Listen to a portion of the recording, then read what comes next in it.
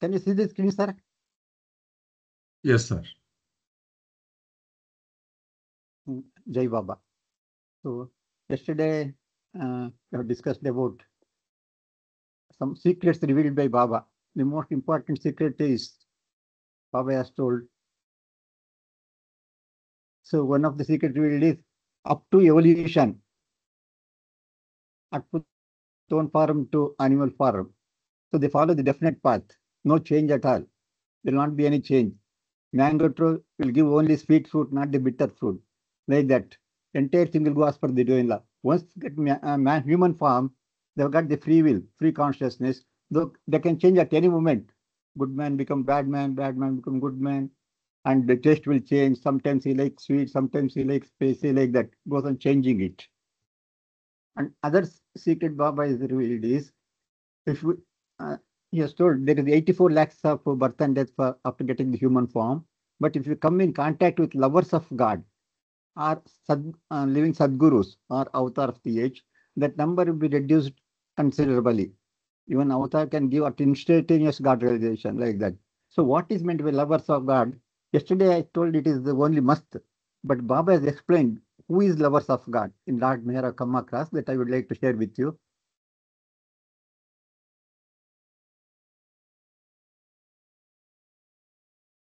Baba says there are three types of lovers of God. So yesterday I told must now Baba here gives three types of lovers of God. Let us know what it is. The first is the must who loves only God. He loses all consciousness of self, of body, and the world.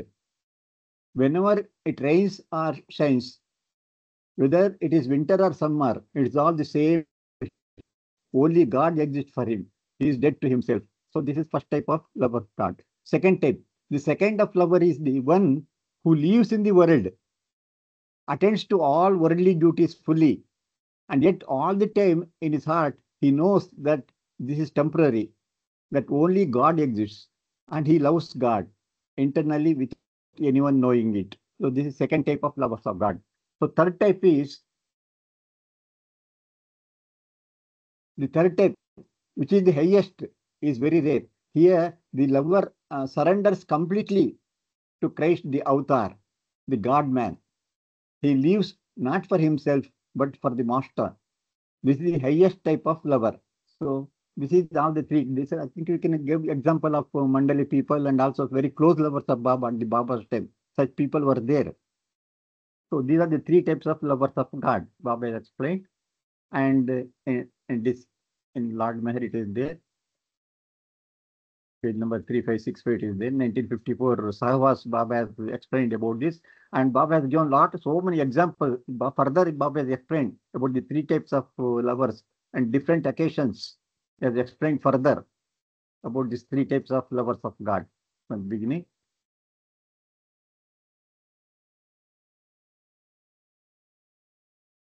And most important is one message I will read.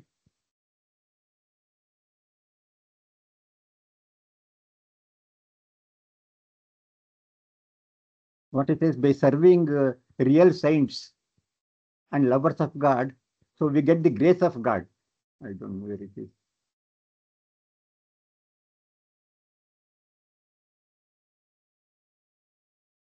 One of the real men, that is lovers of God, do not pay heed to ritualistic books, but instill in their lives the truths revealed by the perfect masters. That is one of the message. And I don't know where it uh, this is another message. Should complete surrender not possible, then some of the following, if faithfully carried out, can win the grace of God. To get the grace of God, wholehearted love for God. The second one is keeping constant company of saints and lovers of God and rendering them wholehearted service. So this we get grace of God, which will reduce the number of birth and deaths in our life from 84 lakhs. So this is information I got it. I will share it. This is about lovers of God. Uh, so would you like to translate, sir, this one in Telugu?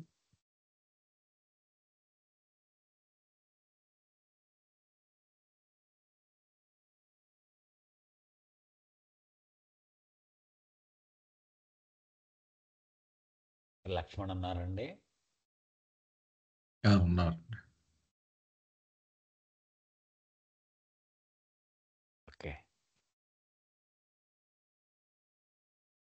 రాజుగారు బ్రీఫ్గా నేను ఏం చెప్పేస్తానని రఘుపతి గారు చెప్పింది. అలాగే sir. Raghupathi గారు recap ఇస్తున్నారు నిన్న మనం చదువుకున్నది. మానవ జన్మ వచ్చిన తర్వాత 84 లక్షల జన్మలలో గమ్యాన్ని చేరడం అనేది జరుగుతుంది. అయితే మానవ జన్మ రాకముందు, మానవ జన్మ వచ్చిన తర్వాత తేడాను కూడా బాబా వివరించి చెప్పారు. మానవ జన్మ ముందుకు గమనం అంతా కూడా ఆటోమేటిక్గా జరుగుతూ ఉంటుంది. దానిలో నిర్ణయం తీసుకునే విషయం కానీ, మార్పు చెందే విషయం కానీ ఉండదు. అంతా ఆటోమేటిక్గా జరిగిపోతూ ఉంటుంది. నేను చాలాసేపు చర్చించుకున్నాం మనం. ఒక ట్రైన్ ఎలాగైతే అది బయలుదేరిన తర్వాత గమ్యస్థానానికి దానికదే చేరిపోతుందో, అలాగే పరిణామ క్రమంలో ఆత్మ యొక్క ప్రయాణం దానికదే సాగిపోతుంది. కానీ మానవ జన్మ వచ్చిన తర్వాత స్వచ్ఛంద విచక్షణ అనేటువంటిది ఉంటుంది. Free will. అది తను సొంతంగా నిర్ణయం తీసుకునేటువంటి అధికారం ఫస్ట్ టైం ఆత్మకు కలుగుతుంది. కాబట్టి అతడు కావాలనుకుంటే తన ప్రయాణాన్ని తొందరగా ముగించుకోగలడు. 84 లక్షల జన్మలు వేచి ఉండవలసిన అవసరం లేకుండానే గమ్యం చేరుకోవచ్చును. ఆ ప్రత్యేక వెసులుబాటు మానవ జన్మకి ఉంటుంది. అతడి అదృష్టం ప్రకారము అతనికి ఒక భగవత్ ప్రేమికుడు, లవర్ ఆఫ్ గాడ్ అన్నారు. అది కోట్స్లో పెట్టారు బాబా. అంటే మామూలుగా మనం అనుకునేటువంటి అర్థం కాదు సుమా అని. భగవత్ ప్రేమికుడు కానీ, సద్గురువు కానీ, అవతార పురుషుడు కానీ తారసపడితే అతని జీవితంలో అదృష్టం అది. సో ఈ ప్రయాణాన్ని తొందరగా ముగించేయగలుగుతాడు. అవతార పురుషుని అనుగ్రహము గనక కలిగితే ఒక్క క్షణములో గమ్యాన్ని చేరిపోగలడు. అయితే చాలా అరుదైన సందర్భాలలో మాత్రమే అలా జరుగుతుంది అని నిన్న చెప్పుకున్నాం మనం. అయితే లవర్స్ ఆఫ్ గాడ్ అనేటువంటి దానికి వివరణ రఘుపతి గారు సేకరించిన సమాచారం మనకి ఆయన పంచారు ఇవాళ. అది లార్డ్ మెహర్లో బాబా చెప్పిన ప్రకారము భగవత్ ప్రేమికులు 3 రకాలుగా ఉంటారు. ఒకటి మస్తులు. వాళ్ళు భగవంతుని ప్రేమించడం మినహా మరేమీ తెలియదు వాళ్ళకి. వాళ్ళ గురించి వాళ్ళకి కానీ, తమ శరీరం గురించి కానీ, ప్రపంచం గురించి కానీ అన్ని రకాల చైతన్యమును పోగొట్టుకుని ఉంటారు వాళ్ళు. వర్షం కురిసినా, ఎండ కాసినా వాళ్ళకి ఏమీ సంబంధం లేదు. వాళ్ళకు ఉన్నది భగవంతుడు ఒక్కడే. వాళ్ళకి సంబంధించి వాళ్ళు మరణించిన వాళ్ళతో లెక్క అన్నారు. రెండవ రకం ప్రపంచంలోనే జీవిస్తారు. తమ ప్రాపంచిక విధులన్నీ కూడా సంపూర్ణంగా నిర్వహిస్తూ ఉంటారు. కానీ వాళ్ళ హృదయం మాత్రము ఇదంతా తాత్కాలికమే, భగవంతుడు ఒక్కడే సత్యమైనవాడు అని ఆంతరికంగా భగవంతుడిని ప్రేమిస్తూ ఎవరూ ఆ విషయాన్ని గమనించకుండా అతడి జీవితాన్ని సాగిస్తూ ఉంటాడు. మూడవ రకం అన్ని ప్రేమికుల తరగతుల కంటే అత్యున్నతమైనది. ఇది చాలా అరుదుగానే ఉంటుంది. అది ఒక వ్యక్తి అవతార పురుషుడికి, దైవీ మానవుడు అనమాట, అవతార పురుషుడికి సర్వార్పణ అయి జీవితాన్ని సాగిస్తూ ఉంటాడు. అతడు తన కోసం తాను జీవించడు, తన ప్రభువు కోసమే తాను జీవిస్తూ ఉంటాడు. ఇటువంటి రకమైనటువంటి ప్రేమికుడు అత్యున్నత స్థాయికి చెందినవాడు. ఈ సమాచారాన్ని రఘుపతి గారు సేకరించారు. Yes. Okay, we'll continue from this reading. So yesterday, Baba said there will be 50 crores of depth of sleeps for each soul. So in the footnote, Baba has explained what is meant by that. Today, read it.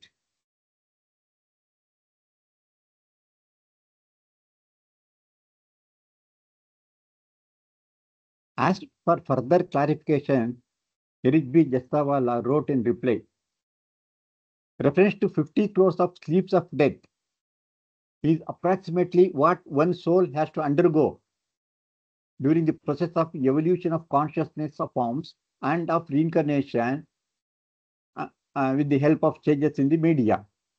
That is association with and dissociation from different forms of different species.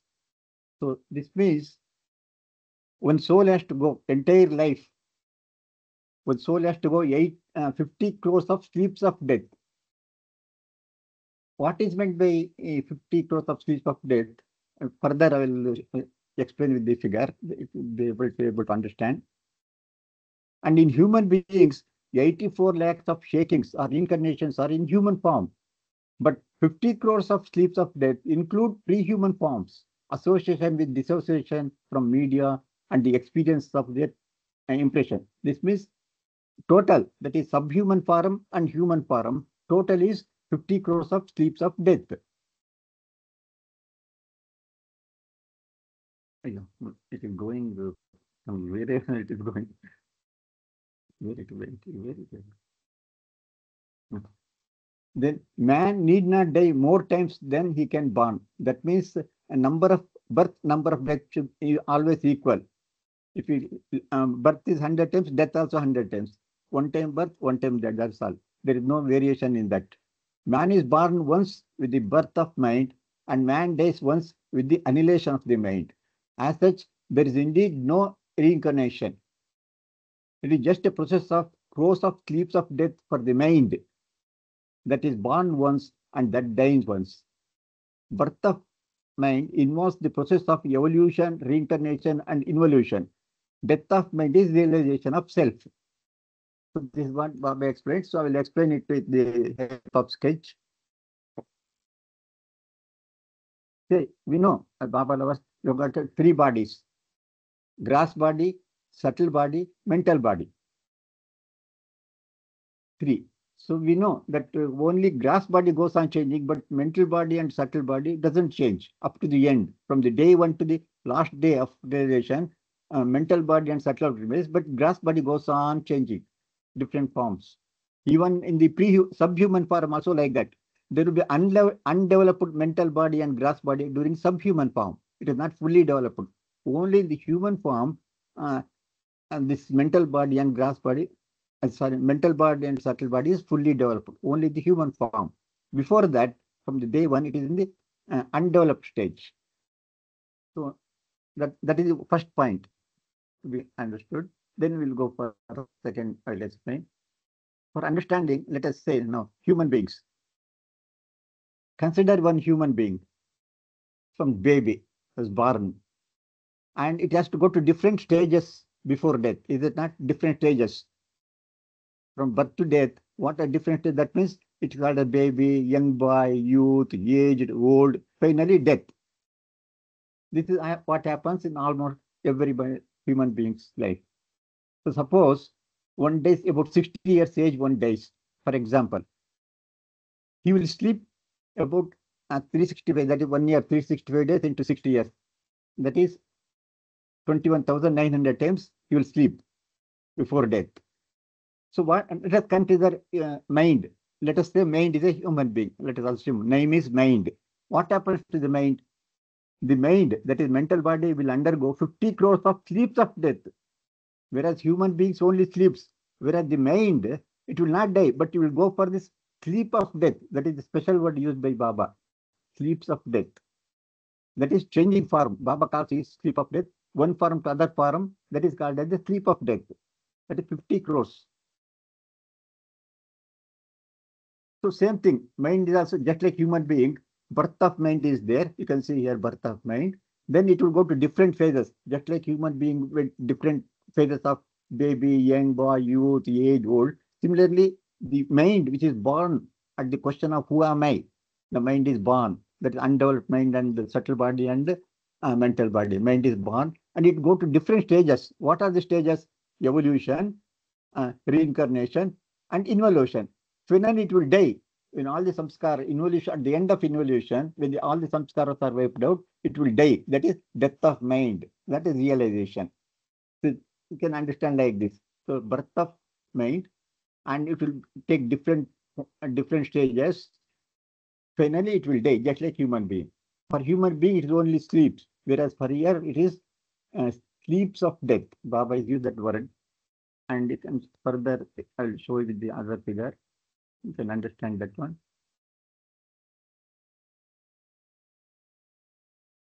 This is the normal stage, that is journey of soul. You can see here, this is the birth of mind at the beginning.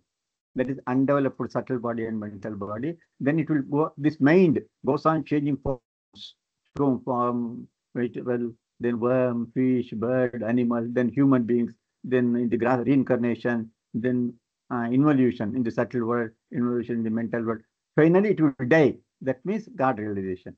So this is what that means there is no death by the soul. So it will go for 50 crores of death of sleeps of death. You can see here. From this figure, we'll be able to understand very clearly. So this way, and Baba said there is no reincarnation at all. It's all in illusion. Only birth of mind and death of mind. That is only real. Nothing else is real. Everything goes in illusion. That's why Muslims and Christians, they don't believe in the reincarnation. But actually, we believe it. But Baba explained the reason for that. This is what is explained. Explanation given by Erich when he asked for about that. So now you can next.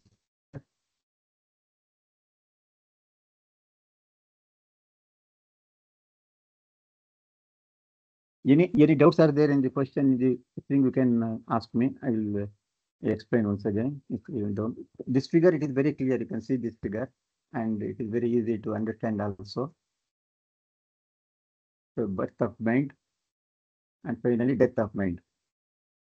After 50 crores of sleeps of death, that changing of different forms. This 50 crores means Baba says 84 lakhs is. I don't know whether it is there or not. I've calculated it, not there. Yeah. Out of 50 crores, 84 lakhs of birth and death is for human beings. Remaining all subhuman forms. That means subhuman forms is more and 49 crores and other things like that. It will be. Only 84 out of that 84 lakhs is for concerned to human beings. So any doubt is there, you can ask questions in this figure, referring to this figure. That is explanation for 50 crores of death of sleeps of death.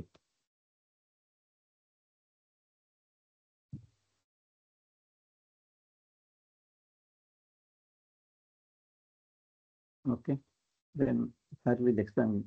Nageshwar will explain about other things.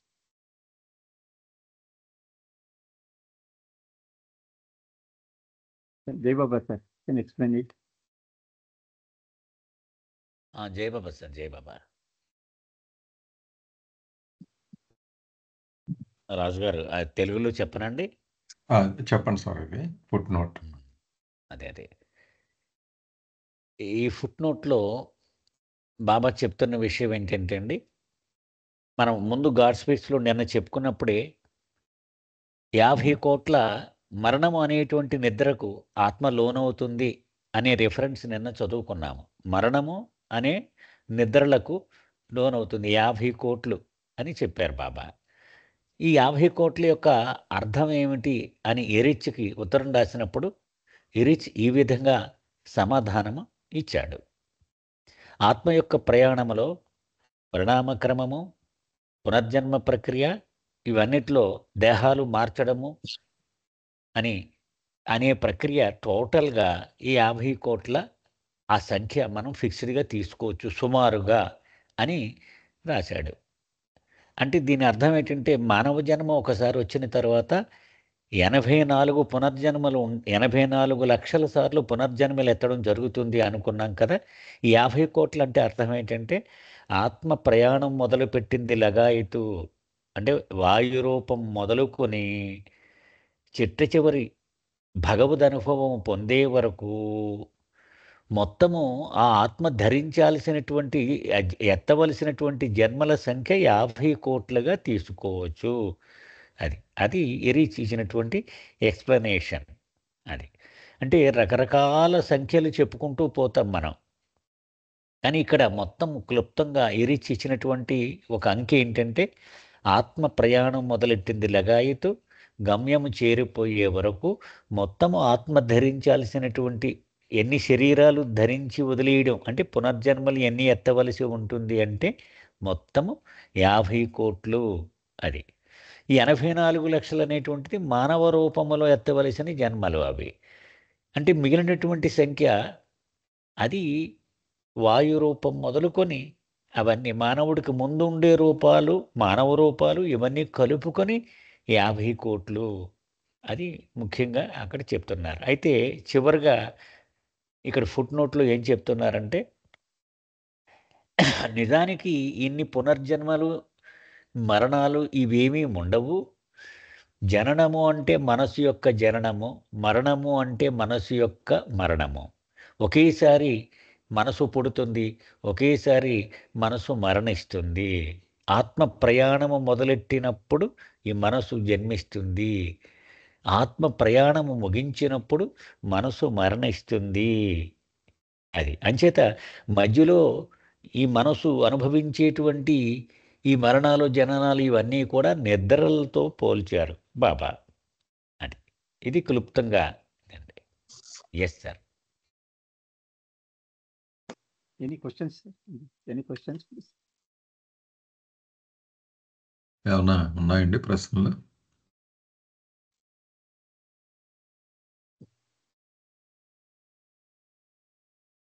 అంటే ఇక్కడ death ని sleep తో equalise చేశారంటారా sir? No. మనసుకి ఒకే జననము, ఒకే మరణము అన్నారు కదండి. Okay. కాబట్టి మధ్యలో మరణాలు, జననాలు, మరణాలు, జననాలు ఇవన్నీ నిద్రలతో పోల్చారు బాబా. అది ఇప్పుడు మహమ్మదీయులు, క్రైస్తవులు పునర్జన్మను నమ్మరు కదా వాళ్ళు. దాని భావం కూడా ఇదే అన్నారు Baba. There is only one real birth, there is only one real death అన్నారు బాబా కదండి. The real birth is the birth of the mind, real death is the death of the mind. మనోనాష్. అది మనోనాష్ జరగగానే గమ్యం చేరిపోతాడు కదా. అది సో మధ్యలో శరీరాలు మార్చుకుంటూ పోవడం ఇవన్నీ కూడా స్లీప్స్ ఆఫ్ డెత్ అన్నారు. ఎస్. మిగిలిన వాళ్ళు ఏమైనా ఉన్నాయండి ప్రశ్నలు? షిరీన్ ఏమన్నా క్వశ్చన్ పంపించాడండి? మధ్యలో ఏదో ఫ్లాష్ వచ్చింది. లేదు లేదు కదా. Okay. Okay, sir. Okay sir, thank you. జై బాబా సార్. జై బాబా సార్. జై Baba. Carry on sir. Next దీంతో ఇది అయిందండి. నిన్న చార్ట్ ఒకటి పెట్టారు దాసు మీరు. ఒక్కసారి అది మీరు షేర్ చేసి. అది కరెక్ట్ చార్ట్ కాదు సార్, అందుకే డిలీట్ చేశారా? ఓకే. తర్వాత తీసుకొచ్చారు. రాంగ్ తిప్పేసి. ఓకే. అయితే ఇందులో ఒక చార్ట్ ఉంది కదండి ఆఖరినే, అది ఒక్కసారి అయినా డిస్కస్ చేయాలా? అదే మనం అంటే మనం డిస్కస్ చేస్తుంది ఇప్పుడు ఎక్స్ప్లెనేషన్ ఆఫ్ చార్ట్ అన్నది. కొంచెం పైకి వెళ్తే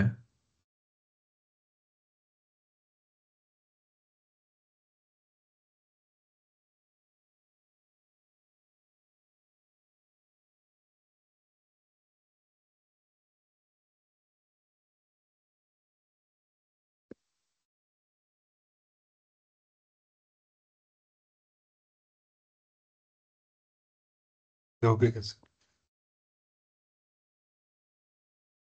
ఇదేనండి, ఇదే సార్. ఓవర్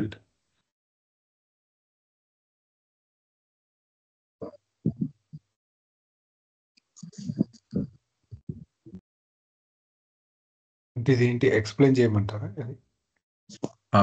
అంటే మనం ఆల్రెడీ ఇప్పుడు చదువుకున్న పేరాలన్నీ దీనికి సంబంధించి అనుకుంటా కదా, ఈ చార్ట్కి సంబంధించిన. అవునండి. అంటే ఒకసారి ఓవర్ వ్యూ మళ్ళీ ఒకసారి అంటే పిక్టోరియల్గా పరిచయం చేసేస్తే దీన్ని సరిపోతుందేమో. నాగేశ్వర గారు చెప్తారు.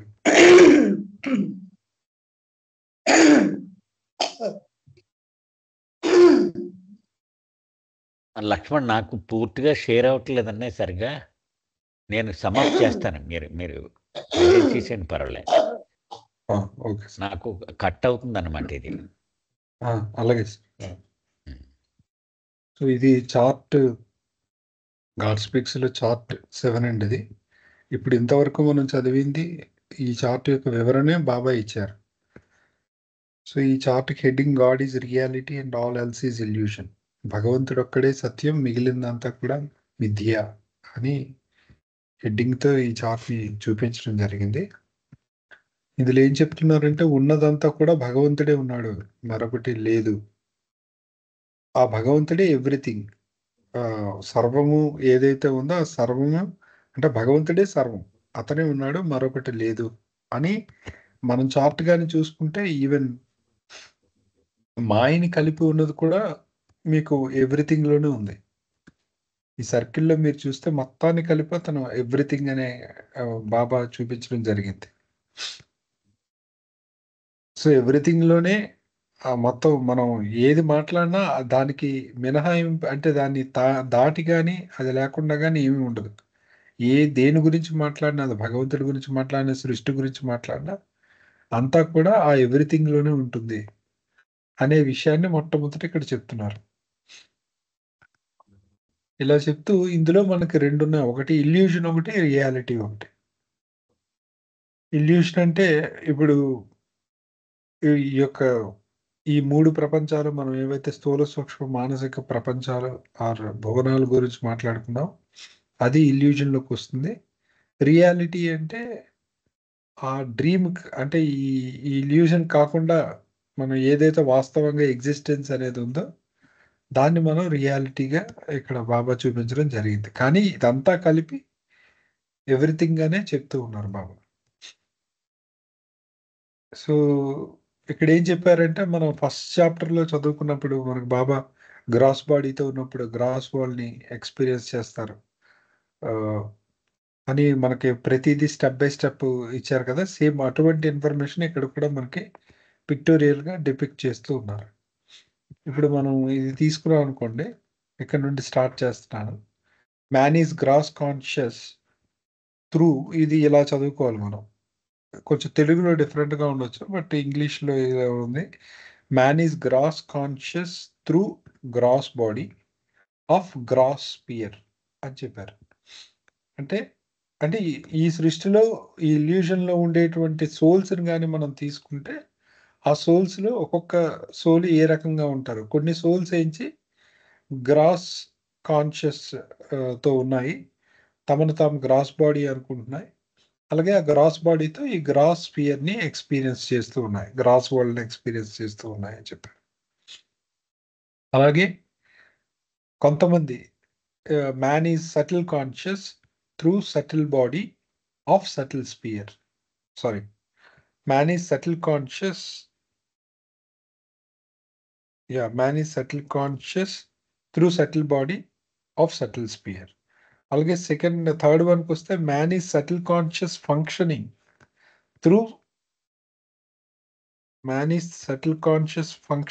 Through gross body of gross sphere. అలాగే fourth one man is mental conscious through mental body of mental sphere. Fifth one man is mental conscious functioning through, అంటే మెంటల్ బాడీ నుండి గ్రాస్ బాడీలోకి వచ్చి మెంటల్ నుండి సెటిల్కి వచ్చి సెటిల్ నుండి through gross body of gross sphere అని చెప్పారు. సో ఇక్కడ 5 రకాల మనుషుల గురించి మనకి ఇక్కడ వివరించడం జరిగింది. అయితే మనకి ఫస్ట్ చాప్టర్ మనం చదివేటప్పుడు ఓన్లీ 3 రకాల స్టేట్స్ మనం స్టడీ చేసాం. అందులో ప్రధానంగా సృష్టికి సంబంధించి గ్రాస్, సెటిల్మెంటల్, ఇక్కడ ఎక్స్ట్రాగా మనకి ఫంక్షనింగ్ అనేది కూడా వాడారు. దీనికి సంబంధించి వివరణ నాకు దొరకలేదు, బట్ నేను అర్థం చేసుకొని చెప్తాను. అది జస్ట్ నా అభిప్రాయం మాత్రం. ఇక్కడ ఫంక్షనింగ్ అంటే నేను అనుకోవడం ఎవరైతే సాలిక్ టైప్ ఆఫ్ పర్సన్ గురించి మాట్లాడుతున్నారేమో అని నేను అనుకుంటున్నాను. సే ఫర్ ఎగ్జాంపుల్ మనకి ఏం చెప్పారంటే గ్రాస్ కాన్షియస్లో ఉన్నప్పుడు ఓన్లీ గ్రాస్ బాడీ తను అనుకుంటాడు, గ్రాస్ వరల్డ్ని ఎక్స్పీరియన్స్ చేస్తాడు, అతనికి సెటిల్ మెంటల్ ఉండదు, కాన్షియస్నెస్ అని చెప్పారు. అయితే ఈ సాలిక్ టైప్ ఆఫ్ పీపుల్కి ఈ వరల్డ్లో కూడా వర్క్ చేయడం జరుగుతుంది. వాళ్ళు అంటే మనం అది కూడా 8th చాప్టర్లో చదువుకున్నాం. సాలిక్ టైప్ ఆఫ్ పీపుల్ అంటే ముఖ్యంగా ఈ ఇన్వల్యూషన్లో ఉండేటప్పుడు అందులో ఉండేటువంటి సోల్స్ మజ్జూబ్స్, సాలిక్స్ అని చెప్తూ, మజ్జూబ్ కంప్లీట్గా ఆ పర్టికులర్ ప్లేన్లో ఎంగరాస్ అయిపోయి ఉంటాడు. సాలిక్ అయితే ఎంగరాస్ కాకుండా అతను ఈ నార్మల్ కాన్షియస్నెస్ కూడా కలిగి ఉంటాడు అని చెప్పడం జరిగింది. బహుశా ఆ సోల్స్ గురించి చెప్తున్నారేమో అని నేను అనుకుంటున్నాను. ఎక్కడిక్కడ subtle conscious functioning and mental conscious functioning అని. ఎందుకంటే ఈ ఫంక్షనింగ్ గురించి మాట్లాడేటప్పుడు మీరు చూస్తే సటిల్ కాన్షియస్ ఫంక్షనింగ్ ఉన్న వ్యక్తి త్రూ గ్రాస్ బాడీయే ఎక్స్పీరియన్స్ చేస్తున్నాడు అతను. మీరు ఈ యారో మార్క్ చూసారనుకోండి, థర్డ్ యారో మార్క్ చూడండి, గ్రీన్ నుండి అలా రెడ్కి వచ్చి త్రూ రెడ్ గ్రాస్ బాడీ ద్వారా గ్రాస్ వరల్డ్ని ఎక్స్పీరియన్స్ చేస్తుంది. అలాగే ఈ ఫిఫ్త్ది మీరు చూస్తే the man is mental conscious functioning through అని చెప్తూ ఈ లాస్ట్ది బ్లూ లైన్ గ్రీన్ లైన్లోకి వచ్చి, గ్రీన్ వచ్చి మళ్ళీ రెడ్లోకి వచ్చి త్రూ గ్రాస్ బాడీయే చెప్తుంది. సో వీళ్ళు ఈ రకంగా అంటే ఇన్వల్యూషన్లో సటిల్ మెంటల్ కాన్షియస్నెస్ ఉన్నప్పటికీ గ్రాస్ బాడీ ద్వారా ఫంక్షన్ చేస్తున్న కొన్ని టైప్స్ ఆఫ్ సోల్స్ గురించి మాట్లాడుతున్నారు అని నేను అర్థం చేసుకున్నాను. దీనికి సంబంధించి ఏమైనా క్వశ్చన్స్ కానీ లేదా డిస్కస్ చేద్దామంటే చేద్దాం. నేను ఒక్కసారి లక్ష్మణ్ ఒక్కసారి ఈ సమ్మప్ చేయడానికి ట్రై చేసాక డిస్కస్ చేద్దాం ఒకసారి. లక్ష్మణ్ ఓకే సార్, చెప్పండి. నాకు అర్థమైనంత వరకు నేను చెప్పడానికి ట్రై చేస్తాను. అర్థం కాంది అర్థం కాలేదు అని చెప్తాను. ఓకే, ఇది మొట్టమొదట ఎవ్రీథింగ్ టోటల్గా ఒక రింగ్ లాగా తీసుకున్నారు బాబా. అంతా ఎవ్రీథింగ్ అన్నారు.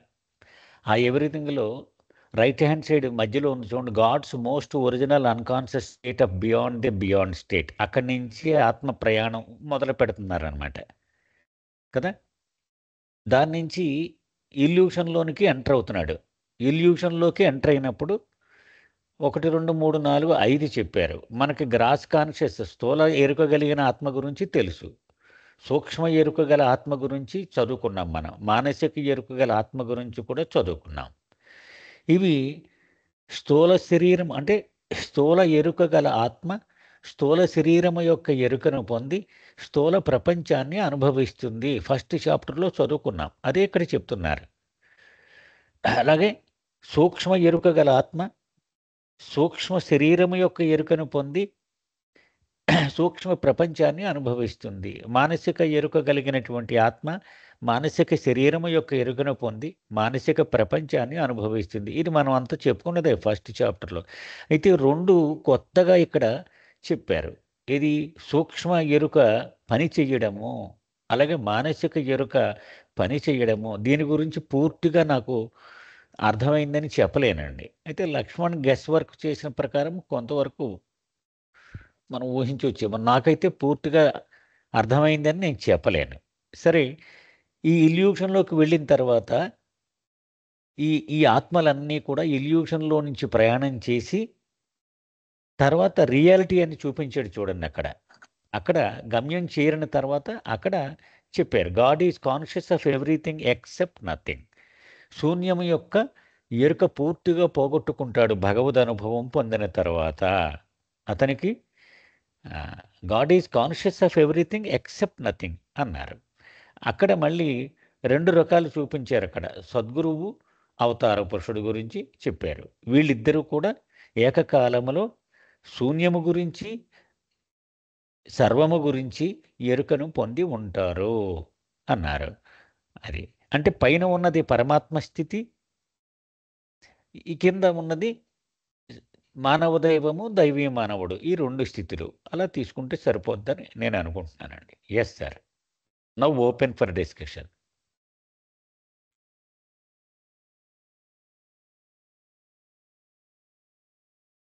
రామారావు గారు అనుకుంటాను ఏదో డిస్కస్ చేస్తున్నారు. కైండ్లీ.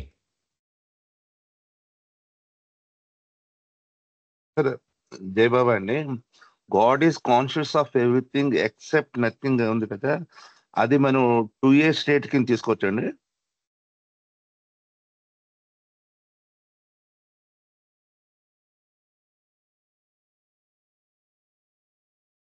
జయబాబా అండి, పరమాత్మ స్థితి బియాండ్ స్టేట్ అని అనుకుంటున్నానండి నేను. బియాండ్ స్టేట్ లో అయితే అక్కడ అన్కాన్షియస్ కదండి. 2A అయితే అన్కాన్షియస్ అవుతుంది. 2B అయితే బియాండ్ అయితే అన్కాన్షియస్ కదా. 2A కూడా అన్కాన్షియస్ కదా వస్తుంది. ఎక్కడ సార్ మీరు అంటుంది ఇదా? అది పైన God is conscious of everything except nothing అన్నారు కదా.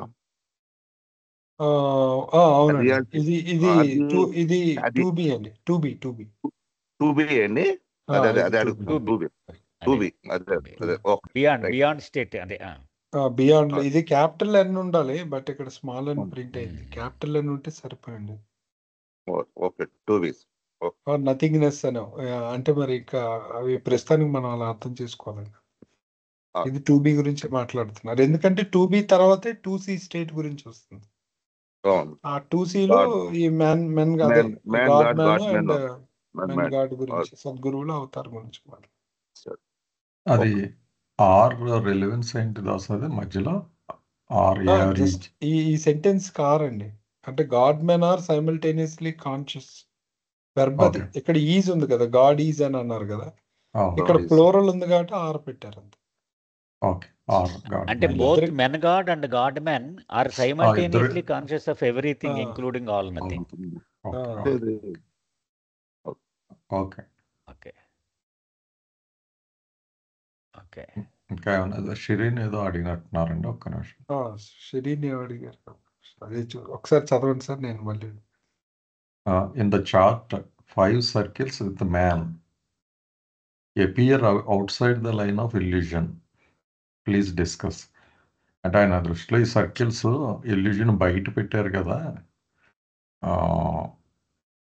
ఇల్యూషన్ బయట ఇల్యూషన్ అని కాదులేండి, ఇది ఏంటంటే ఇక్కడ మ్యాన్ అంటే సోల్స్ అనే తీసుకోవాలి. సోల్స్ అన్ని కూడా రియాలిటీలో మరి పరమాత్మ అయి ఉన్నాయి కదా. నాకు అర్థమైంది ఏంటంటే ఇవన్నీ వివరణ కింద ఇచ్చారు తప్ప illusion లోనే చూపెట్టారు వాటి ప్రయాణం కదా. వాటి కాన్షియస్నెస్ అంతా కూడా ఇల్యూషన్ లోనే ఉంది. అంతే, అది వివరణ కిందకి లాగి రాశారు అంతే, అదేలేండి, అక్కడ చోటు స్పేసింగ్ సరిపోక. స్పేసింగ్ అంతే ఇష్యూ కూడా ఉంటుంది. అంతే ఎవ్రీథింగ్ అవుట్ సైడ్ పెట్టకూడదు కదా, అన్ని ఇన్సైడ్ పెట్టాలి కాబట్టి అలా పెట్టారు. అంతే అంతే ఇదంతా ఎవ్రీథింగ్ లోనే జరుగుతుంది అన్నట్టుగా చూపెడుతున్నట్టున్నారండి రింగ్. అంతే అంతే అంతే. అంతే అయితే ఇందాక దాసు మీరు చెప్పినప్పుడు ఇల్యూజన్ రియాలిటీ ఈ మధ్యలో స్పేసింగ్ అంతా బియాండ్ స్టేట్ గాడ్ అన్నారు. బియాండ్ స్టేట్ ఆఫ్ గాడ్ అంటే యాక్చువల్గా డయాగ్రామ్ లో రిప్రజెంట్ చేయడం చెప్పలేని విషయం లేండి. అది ఎలాగో డయాగ్రామ్ లో పెట్టారు కదా, కానీ దీన్ని మీ ఇంటర్ప్రిటేషన్ ఇప్పుడు కొత్తగా ఉంది. ఏది ఈ ఖాళీ స్థలాన్ని ఇలా బియాండ్ అంటారనా? ఒకటి రాజుగారు ఒకటండి, మనం చెప్పండి సార్. మొట్టమొదటి నుంచి ఒక ఎగ్జాంపుల్ తీసుకుని వెళ్తున్నాం కదా. 3 స్టేట్స్లో 3 గాడ్ని, అది స్టేట్ నెంబర్ 1 ఏమో ఈ God most original unconscious state, అది స్టేట్ నెంబర్ 3 ఏమో ఇది రియలైజ్డ్ స్టేట్ రియాలిటీ అన్నది, స్టేట్ నెంబర్ 2 ఏమో ఇల్యూషన్. అలా అంతే. తీసుకుంటే సరిపోతుంది. 3 పార్ట్లు. నాగేశ్వర గారు చెప్పింది అది అలా అనుకుంటే కొంచెం ఈజీగా ఉంటుంది. ఇప్పుడు ఇక్కడ ఇది left hand side man man man man ఉన్నది వివరణే తప్ప అది ఒక స్పియర్ కింద తీసుకోకర్లేదండి మనం. అవును, వివరణ అవును. అంతే, పైదానికి వివరణ, ఇల్యూషన్ కి వివరణ అక్కడ ఇచ్చారు అంతే.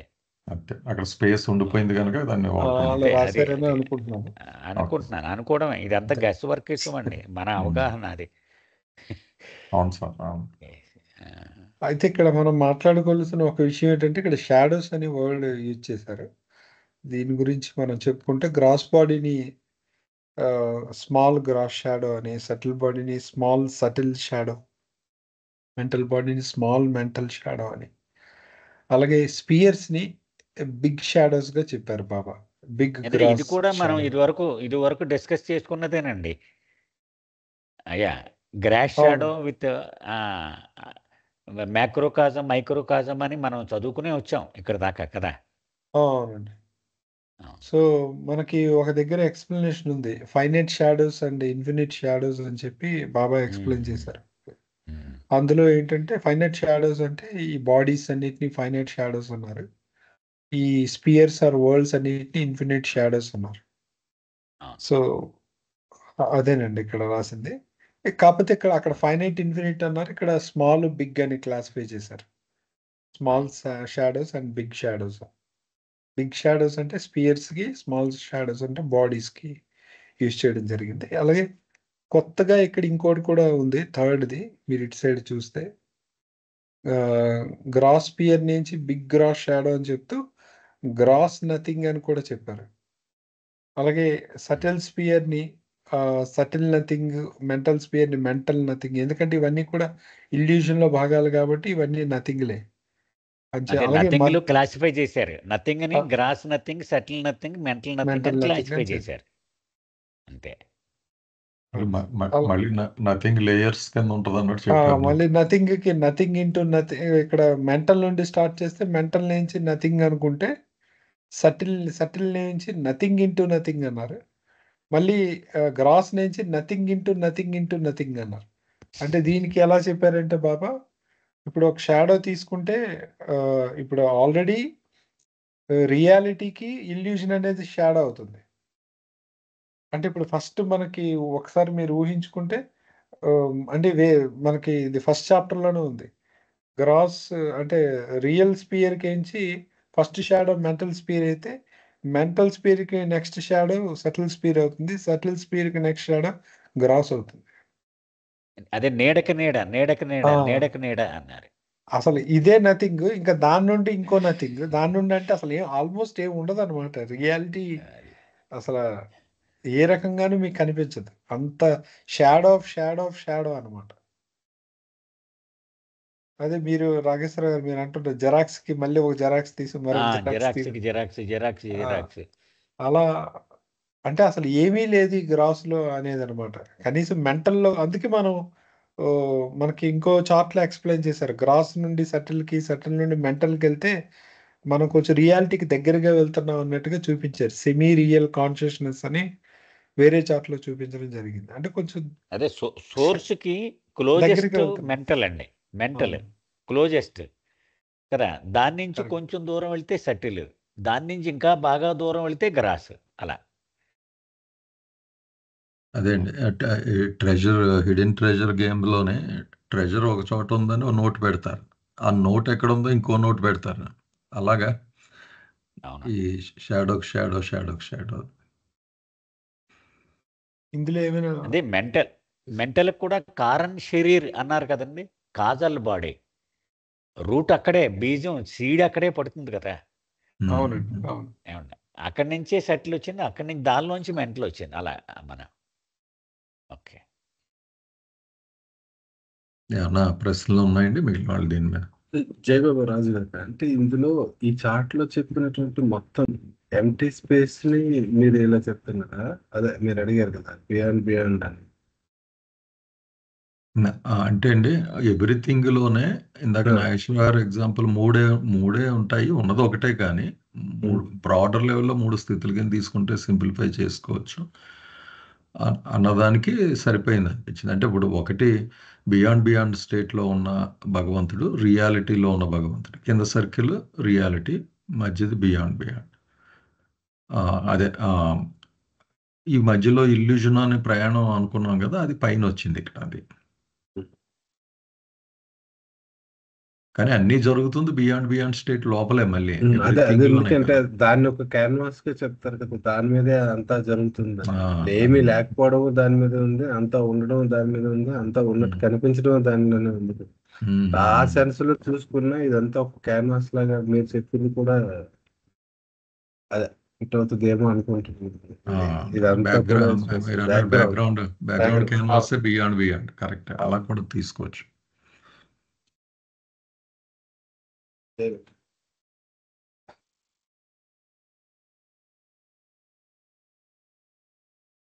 ఓకే అండి, ఏమన్నా ఉన్నాయండి లేకపోతే ముందుకు వెళ్దామా? అంటే ఓవరాల్గా గోపాలకృష్ణ గారు నాకు అనిపించింది, ఇప్పుడు మళ్ళీ 10 స్టేట్స్ ఆఫ్ గాడ్కి వెళ్తున్నాం కదా, మనమేమో ఎవల్యూషన్ ఆఫ్ కాన్షియస్నెస్ కంప్లీట్ చేసుకున్నాం. ఇది ముందేమో ఫిజికల్ ఫామ్ నుంచి చెప్పారు మొదటి చాప్టర్లన్నీ, మనకి అదే తెలుసు కనుక ఆ పరిచయం, ఒక రాయని, ఒక జీవని, మానవుడని అట్నుంచి చూపించుకొచ్చారు ఫస్ట్ మనకు కంఫర్ట్ ఇవ్వడానికి. వచ్చి 8th చాప్టర్కి వచ్చేటప్పటికి కాన్షియస్నెస్ పాయింట్ ఆఫ్ వ్యూ, ఇదంతా ఫిజికల్ కాదు, యాక్చువల్ కాన్షియస్నెస్ జర్నీ అని చెప్పారు.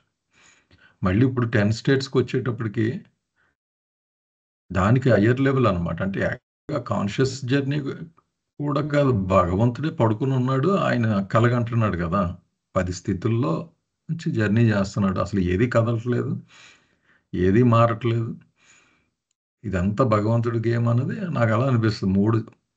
ఈ డిస్కషన్ అంతా గాడ్ స్పీక్స్ అలా చూపించారు. అంటే ముందు మనం ఫస్ట్ క్లాస్ పాస్ అవ్వకపోతే సెకండ్ డైజెస్ట్ చేసుకోవడం కష్టం, ఎందుకంటే మన సంస్కారాల గురించి తెలియదు, కాన్షియస్నెస్ గురించి తెలియదు. అందుకని ఫస్ట్ అలా మనకు తెలిసిన పాయింట్ ఆఫ్ వ్యూలో చెప్పి, తర్వాత కాన్షియస్నెస్ పాయింట్ ఆఫ్ వ్యూలో చెప్పి, ఇప్పుడు అసలు భగవంతుడే కనుక భగవంతుడి పాయింట్ ఆఫ్ వ్యూలో 10 స్టేట్స్ చెప్తారేమో అనిపిస్తుంది. ఇప్పుడు అర్థమవుతుంది నాకు నెమ్మదిగా.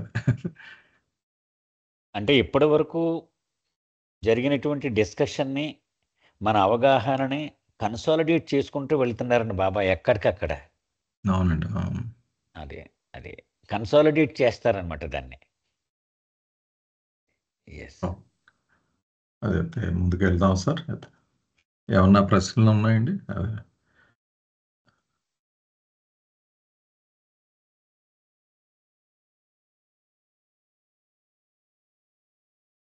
ఓకే, చాలా అద్భుతమైన చాప్టర్ నెక్స్ట్ అండి, ద 10 స్టేట్స్ ఆఫ్ గాడ్. రిచ్ బీజే సవాలా రాశారు ఇది, మా శ్రీలక్ష్మి గారు. జై బాబా అండి.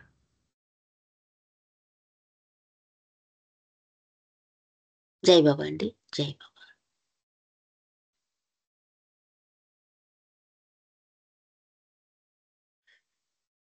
The 10 states of God by HB జసావాలా.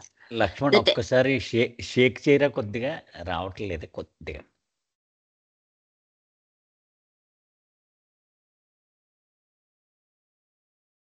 Yes sir. జై బాబా, జై బాబా, జై బాబా, జై బాబా. The 10 States of God by H.B. Jasawala. The 10 States of God, which follows, was written by H.B. Jasawala under the direct supervision of Meher Baba, describing and interpreting an original diagram, the 10 States of God, devised by Meher Baba. That it is. ఈ భగవంతుని యొక్క 10 స్థితులని, ఆ ప్రధానమైన 10 స్థితుల గురించి మెహర్ బాబా వారి చేత ఇది వర్ణించి చెప్పబడింది అనమాట. దాన్ని ఇరిచ్ బి జసావాలా గారు వివరించి చెప్తూ ఉన్నారు అని చెప్తున్నారండి. బాబా చేత చెప్పబడిన దాన్ని ఈ రకంగా ఇంటర్ప్రిట్ చేస్తూ చెప్తున్నారు అని సంపాదకులు రాస్తున్నారు.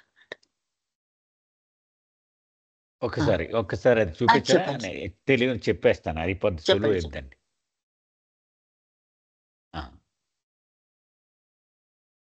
ఎడిటర్స్, సంపాదకులు ఒక వివరణ ఇస్తున్నారండి ఈ చాప్టర్ మొదలుపెట్టే ముందే. బాబా భగవంతుని 10 స్థితులు అని స్వయంగా ఒక డయాగ్రామ్ తయారు చేశారు. ఆ డయాగ్రామ్ గురించి వర్ణిస్తూ, దాన్ని మాటల్లో అనువదించి చెబుతూ ఇరిచి రాసినటువంటి చాప్టర్ ఇది. అయితే ఇరిచి స్వయంగా సొంతంగా అతను తోచింది రాచేయలేదు సుమ.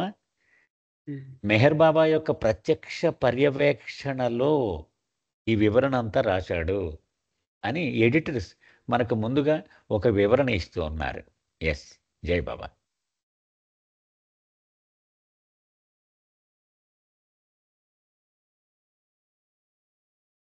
జై బాబా అండి. The 10 principal states of God, భగవంతుని యొక్క ప్రధానమైన 10 స్థితుల గురించి చెప్తున్నారు, డిపిక్టెడ్ బై మెహర్ బాబా. మొట్టమొదటి state 1, God in beyond state అనమాట. అంటే భగవంతుడు పరబ్రహ్మ స్థితిలో ఉన్న భగవంతుడు. State 2, God in beyond sub states ABC. అంటే పరమాత్మ ఉపస్థితులైన ఆయన ABC అని 3 రకాలుగా చూపించారు కదా, అవి అనమాట రెండో స్థితిలో ఉన్న భగవంతుడిని. State 3, God as emanator, sustainer and dissolver. ఈ 3వ స్థితిలో భగవంతుడు సృష్టికారకునిగా, స్థితికారకునిగా మరియు లయకారకునిగా కూడా ఉంటాడనమాట. దాన్ని 3వ స్థితిగా చెప్పారు Baba. Then 4, state 4, God as human soul in the state of reincarnation. శరీరధారిగా ఉన్న భగవంతుడిగా ఈ 4వ స్థితిని, భగవంతుని యొక్క స్థితి 4లో శరీరాన్ని ధరించిన ఆత్మగా ఉన్న భగవంతుణ్ణి చెప్పారనమాట. 5వది God as soul in the state of evolution. అంటే ఈ శరీరాన్ని ధరించిన ఆత్మే కాకుండా, అంటే రూప పరిణామ క్రమంలోకి వచ్చేస్తుంది. పరిణామ స్థితిలో ఉన్న ఆత్మని, ఆత్మ రూపంలో ఉన్న భగవంతుని చెప్తున్నారు అనమాట. 5వ స్థితి పరిణామ క్రమంలో ఉన్న భగవంతుని స్థితి అనమాట. అది 6 God state of 6 God as human soul in the state of reincarnation. ఇక పరిణామ స్థితి నుండి మానవ రూపాన్ని ధరించిన తర్వాత పునర్జన్మ స్థితిలో ఉన్న మానవుడి యొక్క ఆత్మగా ఉన్న భగవంతుడి స్థితి 6వది అనమాట. ఈ 7వది state 7 God in the state of spiritually advanced souls. అంటే భగవంతుని ఆధ్యాత్మిక మార్గంలో పురోగమించిన ఆత్మల స్థితిలో ఉన్న భగవంతునిగా ఈ 7వ స్థితిని చెప్తున్నారు అనమాట. పునర్జన్మ స్థితిని దాటిన తర్వాత అతనికి అంతర్ముఖ ప్రయాణం చేస్తూ ఈ ఆధ్యాత్మిక పురోగమించిన స్థితిలో ఉన్న భగవంతుని స్థితి 7వది అనమాట.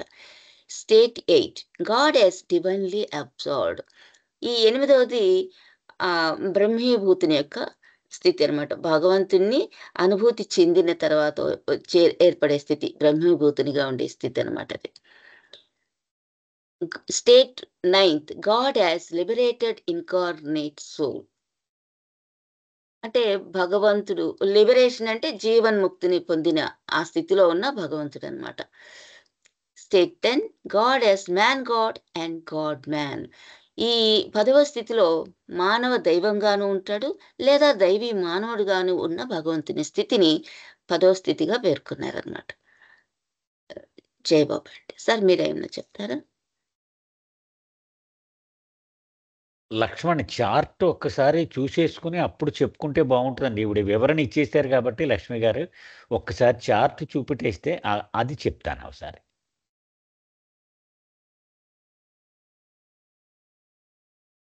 ఈ చార్ట్ని ప్రధానంగా మనం కనుక నిశితంగా చూసేస్తే మొత్తం చాప్టర్ అంతా ఒక అవగాహన వచ్చేస్తుంది చాలా సులువుగా.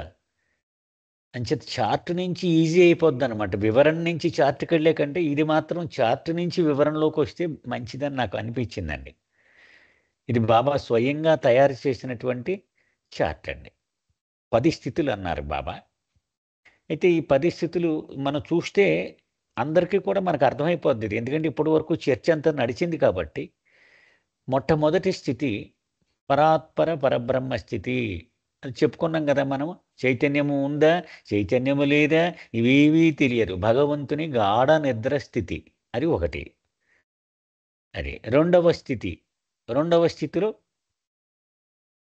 ABC 3గా డివైడ్ చేశారు బాబా ఇందులో. అది మనం ABC మనం వివరణ తర్వాత చెప్పుకుందాం అదంతా అండి. ఇది రెండవ స్థితి. మూడవ స్థితికి వచ్చేటప్పటికి భగవంతుడు ఈ సృష్టి కార్యక్రమం మొదలు పెట్టాడనమాట. ఆత్మ యొక్క ప్రయాణం కదా. మొట్టమొదట భగవంతుడు గాఢ నిద్ర స్థితి, రెండవది భగవంతుని పరమాత్మ స్థితి, 3 ఈ సృష్టిలోనికి ప్రవేశించడం మొదలైంది. అది అంటే సృష్టికర్తగా పోషకుడిగా లయకారకుడిగా ప్రయాణం ప్రారంభించినటువంటి భగవంతుడి స్థితి. అది అవగానే శరీరధారిగా, అంటే చూడండి కింద చూపెడుతున్నారు బాబా, చూసారు కదండి. 1, 2, 3 అయిపోయింది. 4 వచ్చేటప్పటికి అది ఎంబడీడ్ సోల్, శరీరాలు ధరించడానికి ఉపక్రమించినటువంటి భగవంతుడు. అది 5వ స్థితి, ఆ శరీరాలు ధరిస్తూ పరిణామ క్రమంలో ప్రయాణం చేస్తున్నటువంటి ఆత్మగా ఉన్న భగవంతుడు అన్నమాట. అది మనకి 7 రకాలైనటువంటి రాజ్యాలు చెప్పుకున్నాం కదా. ఆ 7 రాజ్యాల్లోనూ ప్రయాణమే పరిణామ క్రమంలో ఆత్మ చేసేటువంటి పరిస్థితి. అది తర్వాత 6వ స్థితి మానవ రూపధారి అయినటువంటి ఆత్మగా ఉన్న భగవంతుడు అన్నమాట. అది అంటే అతను మానవ రూపాలు ఎత్తుతూ ఉన్నప్పుడు పునర్జన్మ ప్రక్రియ అని అంటూ ఉంటాం. అంటే పునర్జన్మ ప్రక్రియలో మానవాత్మగా ఉన్నటువంటి ఆత్మ, అది భగవంతుడి స్థితి. అది తర్వాత నెక్స్ట్ 7కు వచ్చేటప్పటికి ఉన్నత భూమికలలో ప్రయాణం చేస్తున్నటువంటి ఆత్మగా ఉన్నటువంటి భగవంతుడు స్థితి. అది అంటే అక్కడ స్థూలము నుంచి ముందుకు సాగి సూక్ష్మములోనికి మానసిక ప్రపంచములోనికి ప్రయాణించాడు అన్నమాట. అంటే 6వ భూమిక వరకు జరిగే ప్రయాణం అంతా కూడా ఇక్కడ నడుస్తుందన్నమాట. అది ఇక 8లోకి వెళ్ళేటప్పటికి మజూబైపోయాడు, అంటే గమ్యం చేరిపోయాడు అనమాట. అది ఇక 9లోనికి వెళ్ళేటప్పటికి అది నెక్స్ట్ ఈ ప్రయాణం అంతా మిగిలిందంతా అనమాట. అంటే గమ్యం చేరిపోయిన తర్వాత కూడా ఇంకా జీవించడం కొనసాగిస్తూ ఉన్నారు. లిబరేటెడ్ ఇన్కార్నేట్ సోల్ అన్నారు బాబా. అది 9. ఇక 10 ఈ స్టేట్ సి అనేటువంటి వాడు దైవీ మానవుడిగా, మానవ దైవంగా, అంటే మ్యాన్ గాడ్, గాడ్ మ్యాన్, సద్గురువుగా, అవతార పురుషుడిగా రావడము. ఈ 10 స్థితులుగా బాబా వివరించి చెప్పారు. మనం ఒక్కసారి దీనితోటి చార్ట్ తోటి కొంచెం వీలైనంతసేపు గడిపితే ఈ చాప్టర్ మొత్తం చాలా వరకు మన ఫింగర్ టిప్స్ మీదకి వచ్చేస్తుందండి. టెక్స్ట్ అంతా ఎన్ని పేజీలు చదివే కంటే చార్ట్ ఒక్కటి కనుక నిశ్చితంగా చదివితే చాలా సులభం అయిపోతుందని నా అనుభవం. జై Baba. Laxman, you can add అండి. ఏం లేదు సార్, సరిపోయింది మీరు చెప్పి. Okay okay okay. జయవాస్ సార్. ముందుకెళ్దామండి. అయితే ఇంకా మనకి టైం ఉంది, 20 minutes. ఇవి ఏమన్నా తర్వాత వద్దామా సార్? ఇవి చార్ట్ మిస్టిక్, వేదాంతిక్. లక్ష్మణ్నే చెప్పాలి అది. అదే పదాల గురించి తర్వాత వచ్చేనే బాగుంటుందేమో అండి మళ్ళీ లక్ష్మణ్. అవును సార్, ఇప్పుడు మనం ఉత్తినే చదివిన మనకు అర్థం గుర్తు పెట్టుకొని వద్దామండి ఇక్కడికి. గుర్తు మళ్ళీ పెట్టుకున్నాం ఒకసారి ఎండ్లో చార్ట్ దగ్గరికి వచ్చి అన్ని చూద్దాం. Okay okay okay.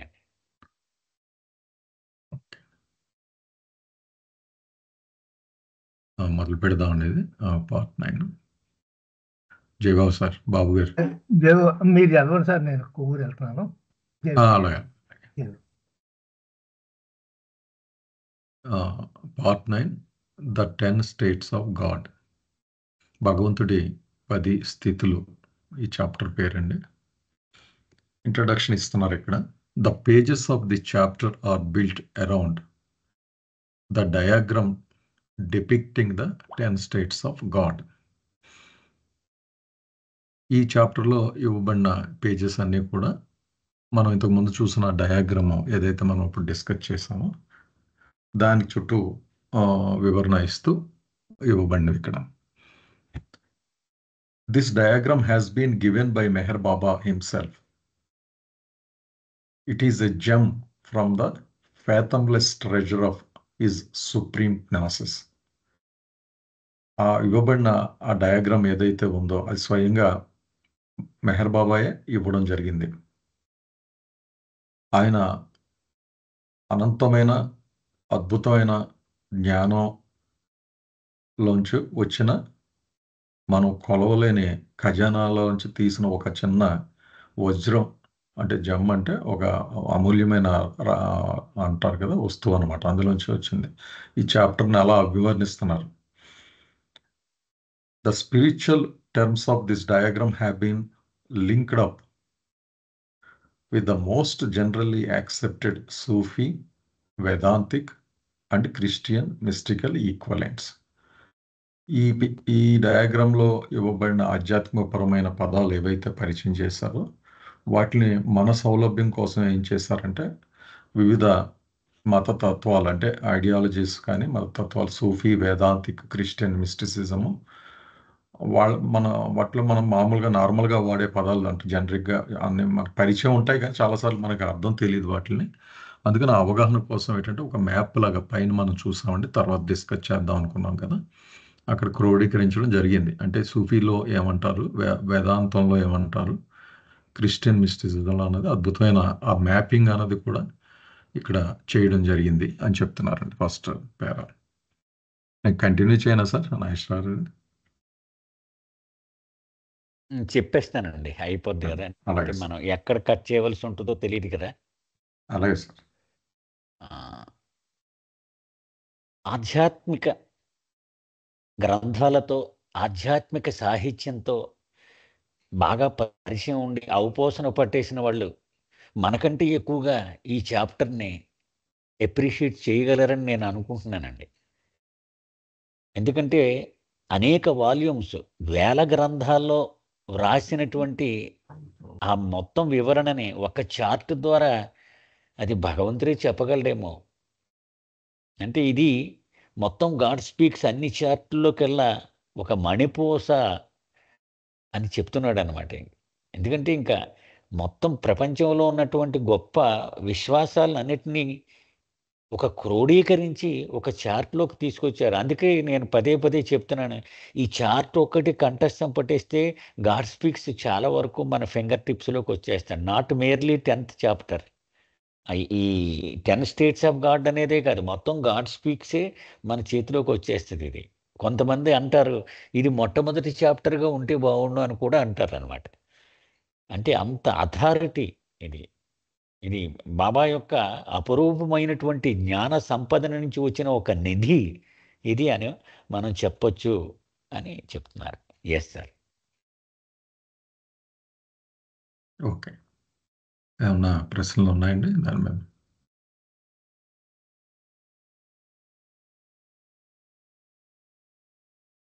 Okay.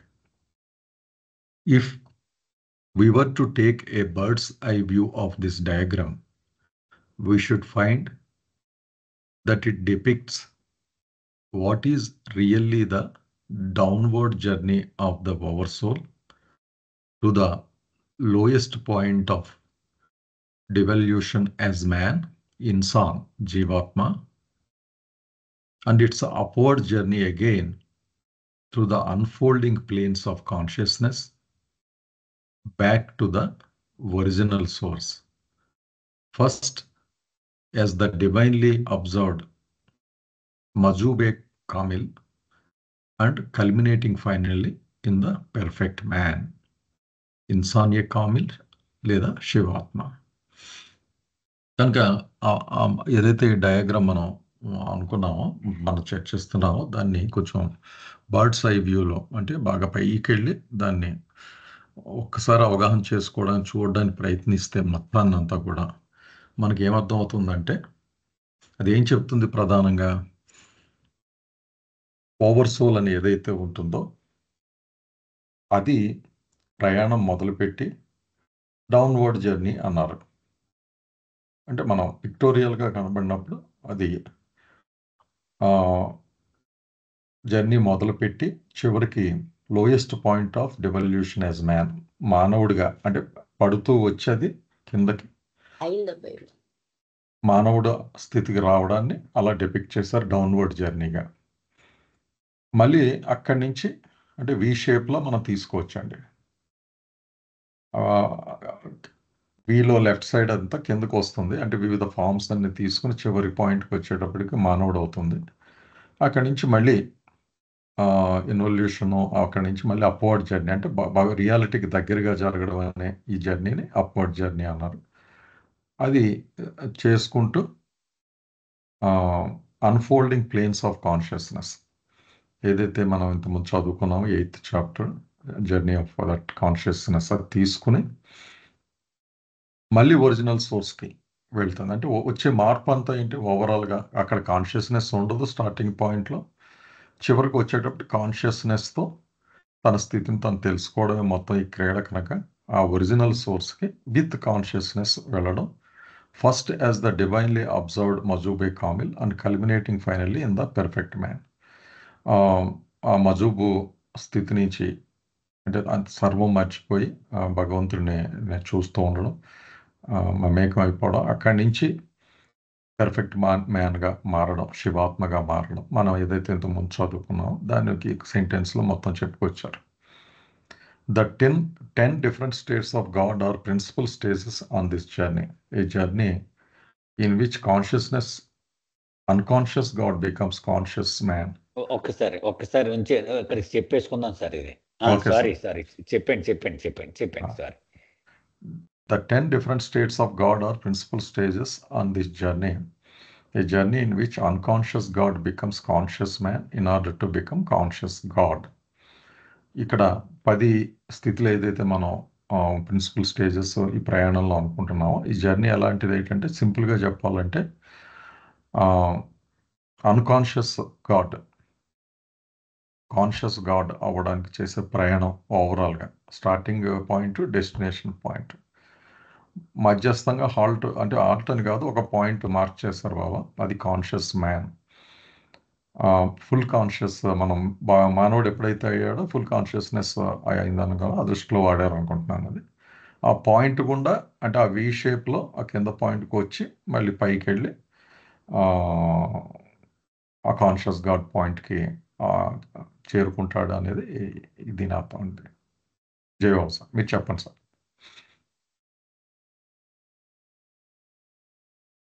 Laxman chart ఒకసారి చూపించరా? చార్ట్లో చెప్పేస్తాను అది.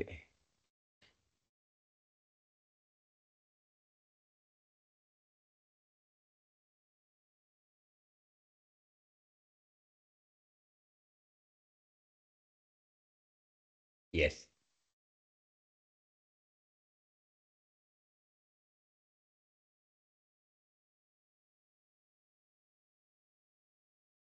ఇక్కడ ఈ పేరాలో బాబా చెప్తున్నది ఏంటంటే, ఈ చార్ట్ గనక బర్డ్స్ ఐ వ్యూ అంటే ఒక పక్షి ఆకాశంలోంచి చూసినప్పుడు ఏం కనపడుతుంది, అలాగే మనం గనక ఈ చార్ట్ను ఒక్కసారి చూస్తే మనకి క్లుప్తంగా అంటే వివరంగా అన్ని స్టేట్స్లోకి వెళ్లకుండా ఒక అవగాహన మనకి ఏమొస్తుంది. బాబా చెప్తున్నారు, భగవంతుడు మొట్టమొదట్లో గాఢ నిద్రలో ఉన్నాడు. అంటే అతనికి ఎరుక లేదు, ఎరుక ఉంది అనేది ఏదీ చెప్పలేం. గాఢ నిద్రలో ఉన్నాడు. ఆ భగవంతుడు ముందు కిందికి దిగాడు కదా, డిసెంట్ అని బాబా చెప్తూ ఉంటారు దాన్ని. కిందకి ఎలా దిగాడు? అనేక స్థితుల ద్వారా దిగాడు. ఆ 1లో ఉన్న భగవంతుడు 2 ద్వారా 3 ద్వారా ఇలా కిందకి దిగాడు. అన్కాన్షియస్ గాడ్ ఎక్కడ దాకా దిగాడు? మొట్టమొదటి మానవ రూపం వచ్చే వరకు కూడా కిందకి దిగుంటూ వచ్చాడు కదా. అదిగో హ్యూమన్ బీయింగ్ అక్కడ దాకా డిసెంట్, అదంతా ప్రయాణము, మెట్లు దిగడం అని చెప్పుకోవచ్చు మనం. మానవుడయ్యాడు. మానవుడు అయిన తర్వాత మళ్ళీ ఆ ఒరిజినల్ స్థితికి చేరడానికి అసెంట్, పైకి మెట్లు ఎక్కడం ప్రారంభించాడు కదా. మనం స్పష్టంగా ఈ చార్ట్ చూస్తే అదే కనపడుతుంది మనకి. ఆ మెట్లు ఎక్కడం అనేక భూమికల గుండా ప్రయాణం చేస్తూ చేస్తూ చేస్తూ అప్పుడు మొట్టమొదటిగా మజూబ్ అయ్యాడు. మజూబ్ అంటే భగవంతునిలో మునిగిపోయి భగవంతుడు తప్ప ఇంకేదీ తెలియనటువంటి స్థితి, అది మజూబ్ అయ్యాడు. ఆ మజూబ్ అయిన తర్వాత అతను మళ్ళీ తనలాగా ఆత్మలు ఇంకా వెనకాల అనేక ఆత్మలు ప్రయాణం చేస్తూ ఉన్నాయి. ఆ ఆత్మలకు సహాయం చేయడం కోసము మళ్ళీ అతను వెనక్కి దిగి రావడం, ఈ ప్రపంచంలోనికి దిగి రావడం, ఇల్యూషన్లోనికి దిగి రావడము. అది అంటే సద్గురువు, దైవీ మానవుడు, ఈ అన్ని స్థితులు కూడా ఈ చార్ట్లో బాబా వివరించారు. అది ఎస్ సార్. బాబా ఈ డైలాగ్, చివరి డైలాగ్ ఉంది చూడండి, ఈ పేరాలో పదే పదే వాడుతూ ఉన్నారు బాబా. అది unconscious God first becomes conscious man in order to become conscious God. అది ఎటువంటి ఎరుక లేనటువంటి భగవంతుడు మొట్టమొదట పూర్తి ఎరుక గల మానవుడు అయ్యాడు. ఎందుకట? అది గమ్యం కాదు. గమ్యం ఏమిటి? ఎరుకతో భగవంతుడు అవ్వడము కోసము. ఈ సెంటెన్స్ మొత్తం గాడ్ స్పీక్స్ మూల సూత్రంగా బాబా పదే పదే వాడుతూ ఉన్నారు దాన్ని. అది ఎస్ ఎస్ సార్. ఓకే, ఏమన్నా ప్రశ్నలు ఉన్నాయండి వివరణ మీద?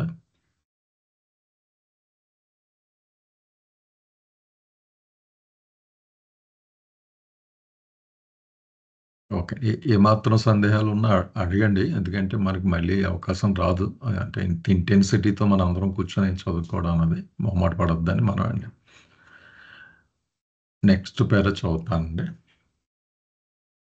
Although these states of God are depicted as apparently distinct from one another, they are in effect 10 aspects of the one God who is and will always remain one. మనము ఇప్పుడు ఆ depiction ఏదైతే ఆ పిక్చర్లో చూపించారో చూసినప్పుడు ఎలా అనిపిస్తుంది పైకి? ఓకే, ఆ పైన సర్కిల్ కింద సర్కిల్ అంటే భగవంతుడు చాలా వేరే వేరేగా ఉన్నట్టుగా మనకు అనిపిస్తుంది. మనం ఆ పిక్చర్ చూసినప్పుడు. కానీ దాన్ని బాగా క్లారిఫై చేస్తున్నారు. అన్నీ వేరేగా కనబడినప్పటికీ బాహ్యంగా యాక్చువల్గా భగవంతుడికి ఉన్న అంటే మన దృక్కోణం అంటే ఒకే వస్తువుని మనం డిఫరెంట్ యాంగిల్స్లో చూస్తే ఎలా కనపడదో ఆస్పెక్ట్స్ లాగా ఉంటుంది, కానీ ఉన్నది ఒకటే. ఆయన ఎప్పుడు ఒక్కడే ఉంటాడు అని ఒక క్లారిటీ డిస్క్లైమర్ అయితే ఇచ్చారు. ఎన్ని సర్కిల్స్ అన్నీ ఉన్నాయి కనుక ఆయన విడిపోయి వేరే వేరే అయిపోయినట్లుగా మనకు భావన ఏదైతే ఉంటుందో దాన్ని తొలగించడానికి ఉన్నది ఒక్కటే. ఆ భగవంతుడి ఆస్పెక్ట్స్ అనండి, మనం చూసే దృష్టికోణం అండి, లేకపోతే ఆయన గుణాలు ఆ యాంగిల్లోనే తప్ప ఆ స్థితిలో వేరే వేరేగా మీరు భావించొద్దు అనేది ఆ స్టేట్మెంట్లో చెప్తున్నారు. The descent and the ascent of the oversoul is in imagination only, and with the cessation of imagination comes the realization with full consciousness for the individual soul that God alone exists, and that anything and everything else which appears to exist is but his shadow. దాన్నే మళ్ళీ elaborate చేస్తూ ఏదైతే అవరోహణ decent కిందకి వెళ్తామో మానవుడు అవుతామో, మళ్ళీ పైకి వెళ్తామో, భగవంతుడి స్థాయికి మళ్ళీ వెళ్తాం అనుకున్నాము. ఈ ఓవర్ సోల్ ప్రయాణం అంతా కూడా ఊహే, అది మాత్రం మనం గుర్తుపెట్టుకోవాలని చెప్తున్నారు. ఏదో ఒక ఫిజికల్గా ఏదో వస్తువులు మారుతూ మూవ్ అవుతూ మూమెంటే లేదు యాక్చువల్గా, అసలు ఏమీ లేదు.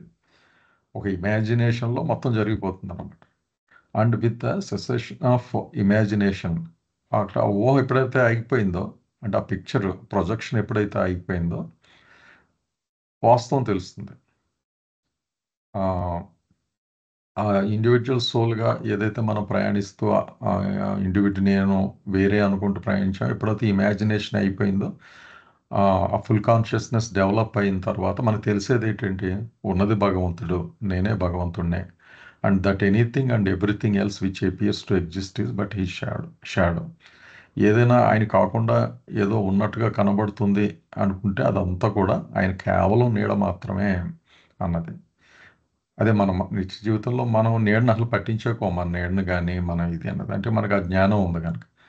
కానీ వేరే జీవి కానీ ఏదైనా ఉందనుకో, నీడను కూడా ఏదో పెద్ద వస్తువు కింద చూసి దానికి ఒక థియరీ డెవలప్ అవుతుంది, దాన్ని చూసి భయపడుతూ ఉంటుంది, అలాగే అనిపించింది కనుక ఎప్పుడైతే ఫుల్ కాన్షియస్నెస్ వచ్చిందో ఇంకా దీన్ని ఇది ఒక ఆఫ్టర్ ఆల్ ఇట్స్ ఒక నీడ అనే స్పష్టత వస్తుంది. దాన్ని చూసేదో ఇన్వాల్వ్ అయిపోయి భయపడిపోయి ఆ డ్రామాలో పార్టిసిపేట్ చేయాల్సిన అవసరం కూడా లేదు. ఇక్కడ ఆపుతాను సార్ నేను.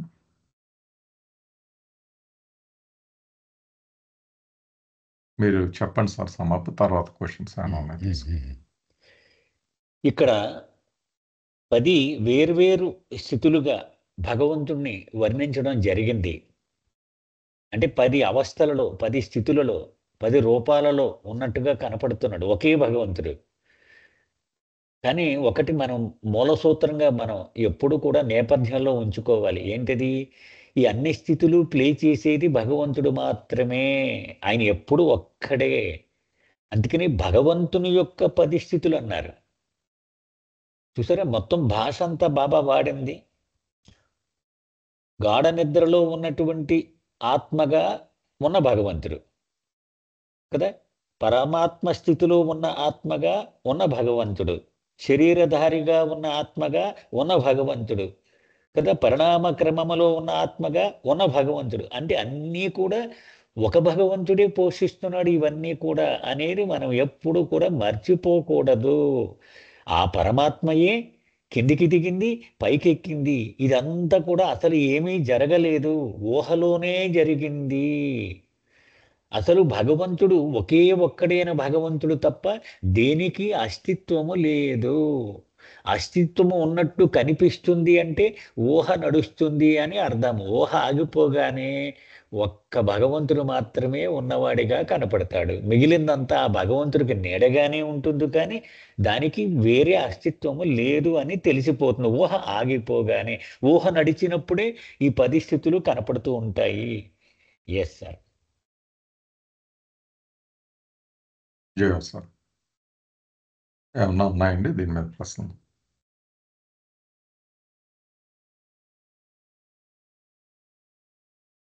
పేరా చదివితే సరిపోద్దా రాజుగారు టైం అదే అండి. చూసుకోండి.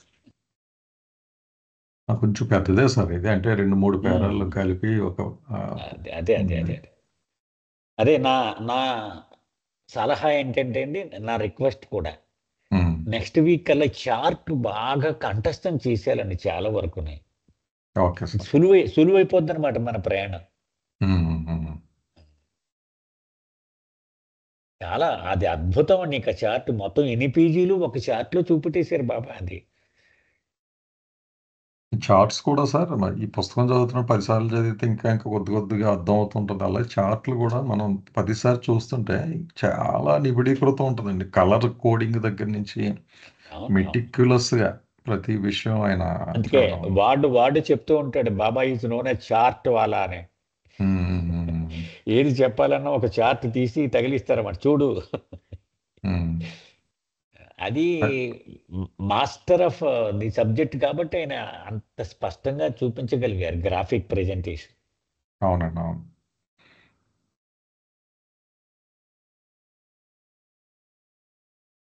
ఇక 2-3 మినిట్స్ ఉంది కనుక ఏమన్నా ఉంటే క్వశ్చన్లు, జనరిక్ క్వశ్చన్స్ ఏమన్నా ఉంటే డిస్కస్ చేద్దామండి. ఎవరికన్నా ఉంటే అడగండి, మనం డిస్కస్ చేయొచ్చు.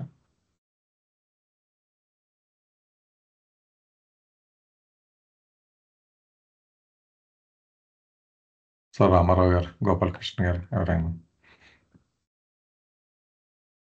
జయబాబు సార్, ఇక్కడ మన ఎవల్యూషన్ అయిపోయిన తర్వాత హ్యూమన్ బీయింగ్ తర్వాత డైరెక్ట్గా గాడ్ యాజ్ డివైన్లీ అబ్జర్వ్డ్ అని వచ్చింది కదా, హైయెస్ట్ డివైన్ కాన్షియస్నెస్ డైరెక్ట్గా వెళ్ళిపోవచ్చా? అది ఏ సందర్భంలో జరుగుతుంది అలా, without entering in gross and subtle mental worlds? Chart ప్రకారము మనం మొన్న చెప్పుకున్నామమ్మా, అది అవతార పురుషుడి అనుగ్రహం గనక కలిగితే కదా ఒక జన్మలోనే అతను గమ్యం చేరుకోవచ్చు.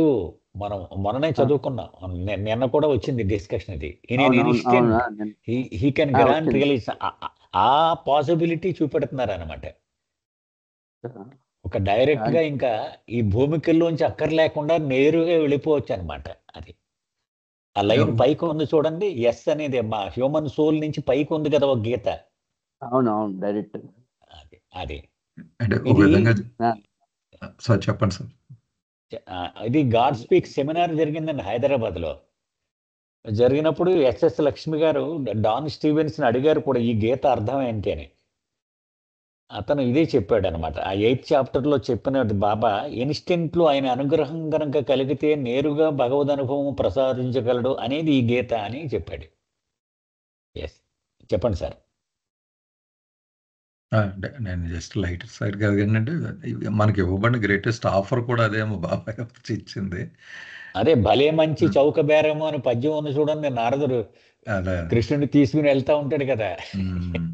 మనం డేర్ చేయగలగాలి అంతే, ఆయన చేయబట్టుకోవడం. ఆఫర్ అనమాట. అది special offer, only when the Avatar comes it is possible.